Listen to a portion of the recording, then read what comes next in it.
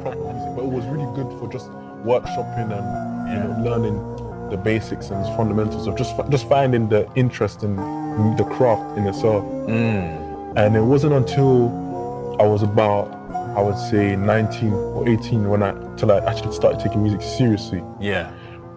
Before then I was just making little songs with my friends. Right. But I started actually taking music serious at the age of around 18.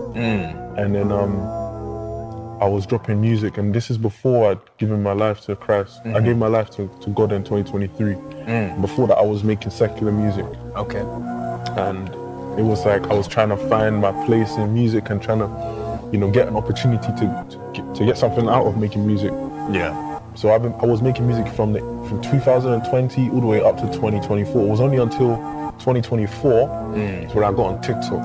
And so with TikTok I started posting my music there, like my secular songs, and eventually one of them started to blow up. It was called Free Imprint.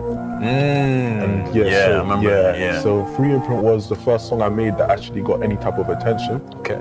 Like that's when like the labels and things like that started approaching.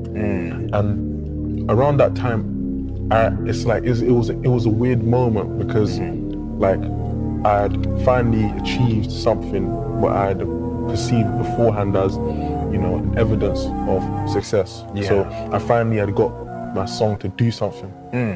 But in that period of time, I still felt inadequate. I still felt like, you know, a bit empty in a way. It wasn't what I thought it was gonna do. It didn't do for my mental state what I thought it would have. I thought that all this energy I was putting towards music was gonna, if it culminated into success, then it would all feel worth it afterwards. But it didn't feel worth it.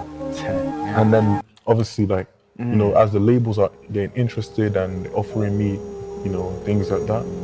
And it's like I felt a bit of pressure to perform, to succeed, make sure that the next song was just as big, just as much of a cultural impact. And it started to make me lose interest in making music. I feel it. And so then for a long time I didn't release any music, like at all. Okay. I was just in like a limbo period, just trying to ride the coattails of the previous successful song. And now the context of this all is what made me, you know, give my life to making music for God. Now I've already given my life to Christ, but I wasn't making music for him.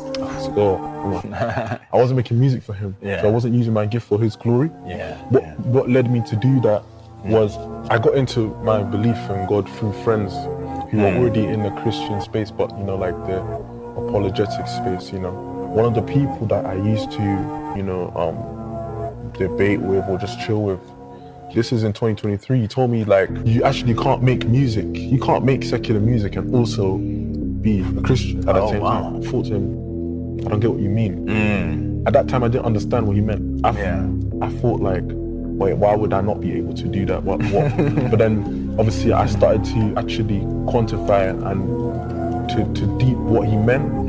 And when I actually understood what he meant by that, that's when I was overcome with the conviction, because I started to think, it's true. I can't be spreading the gospel to people on the street and outreaching and doing XYZ, but then at the same time in my music I'm pushing dark morals and worldly ideals. It's a contradiction. It made me a hypocrite.